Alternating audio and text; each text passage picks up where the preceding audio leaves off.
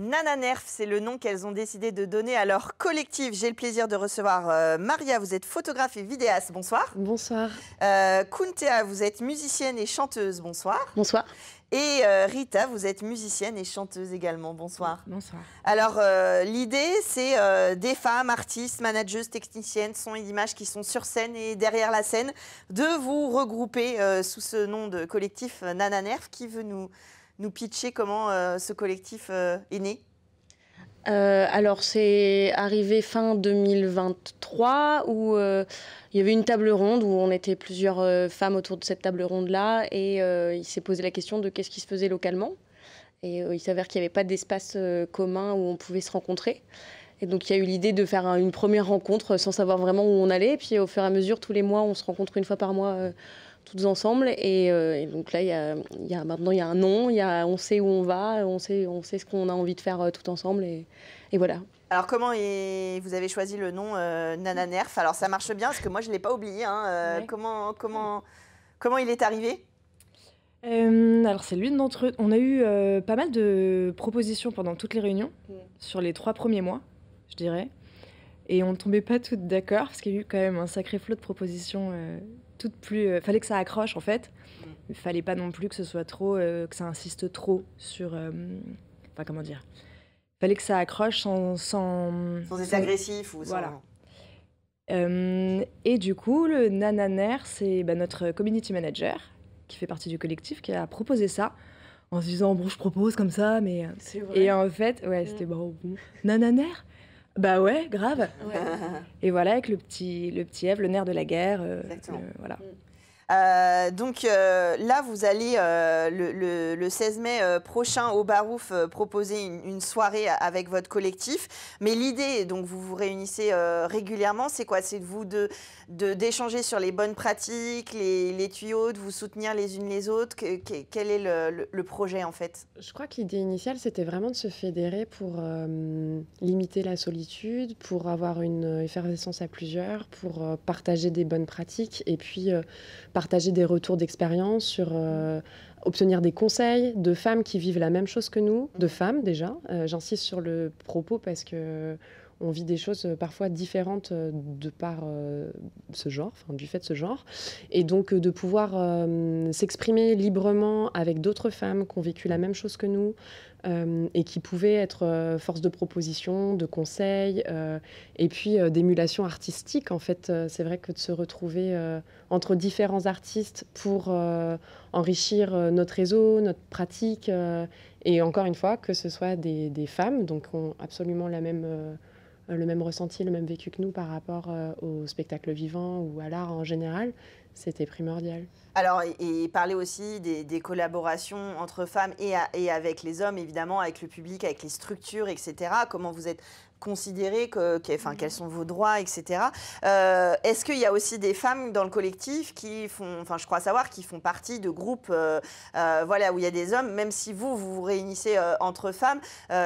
L'idée, c'est pas forcément de promouvoir l'art exclusivement féminin, mais de parler des problématiques liées à la condition de genre qui existe. Et ça ne sert à rien de passer à côté, en fait. Qui a envie de réagir là-dessus? On peut tout... toi, tu travailles régulièrement avec des hommes, je crois. J'ai travaillé qu'avec des musiciens. Je travaille avec 9 musiciens. Et donc, dans différents groupes, mais que des hommes. Et même si c'est OK et que ça se trouve comme ça me fait penser à Nadia Simon, qui est aussi un peu dans le collectif, qui, souvent sur scène, arbore le « more women on stage », qui pour moi me semble important. C'est-à-dire que ça s'est trouvé comme ça que je travaille qu'avec des musiciens hommes, mais c'est aussi parce que il n'y a pas trop le choix, entre guillemets. C'est-à-dire qu'on existe peu ou on est peu visible, il y a peu de propositions, il y a peu d'envie, il y a peu de représentation.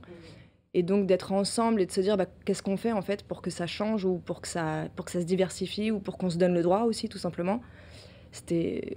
Le droit et les moyens aussi, parce que c'est évident que voilà, on sait que si on veut avoir des enfants, la grossesse dans une carrière artistique peut poser problème, voilà, sans parler du fait quand on est indépendant, d'être une femme avec une entreprise ou une artiste indépendante, c'est différent d'un homme, c'est encore malheureusement le cas.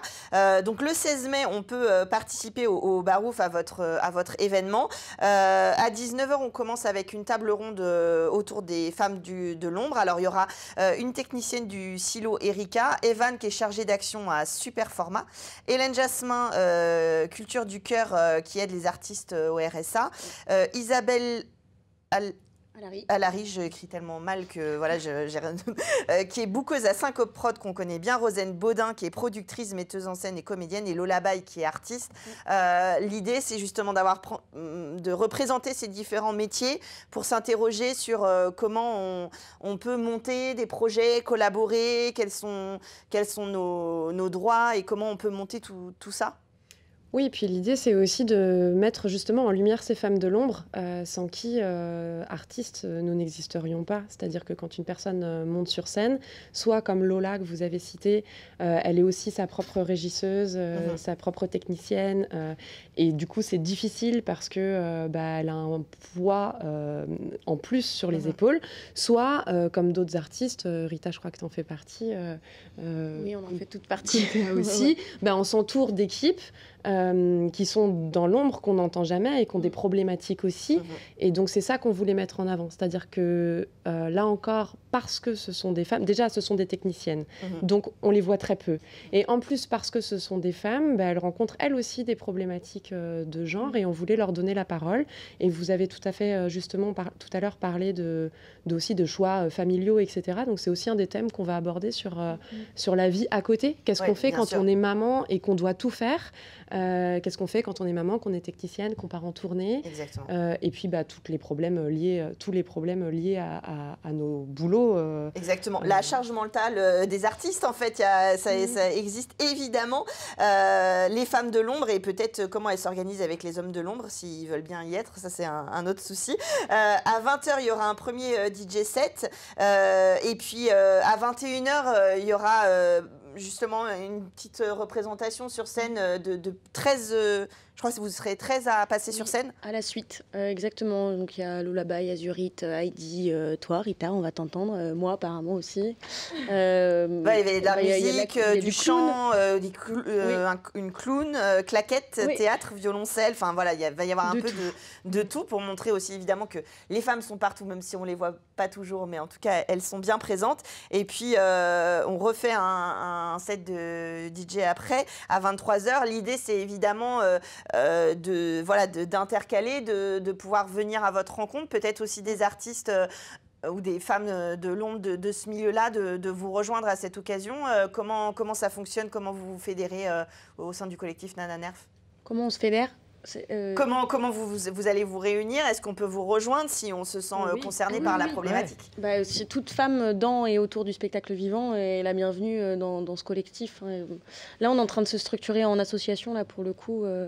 Donc, il va certainement y avoir une espèce d'adhésion sans forcément avoir d'argent qui sépare, mais oui, tout le monde est la bienvenue en fait dans ce collectif-là. Alors j'appuie, vous me dites si c'est OK, mais sur les femmes et minorité de genre aussi, j'appuie bien aussi là-dessus, quoi. Oui, bien sûr. Alors après, justement, ces problématiques-là, il peut y avoir des hommes qui s'y intéressent aussi. Quand vous faites des tables rondes, tout le monde est le bienvenu pour réfléchir sur la question. L'idée, c'est de mettre en lumière, comme vous disiez, les femmes de l'ombre et oui, les minorités de genre qui subissent malheureusement au moins les mêmes problématiques que les femmes, si ce n'est pas pire parfois. Il y a évidemment ce qui se passe sur scène, déjà de vous faire une place égale sur scène et puis tout ce qui se passe autour, vous l'avez dit, la technique, mais la gestion, la production, les carrières.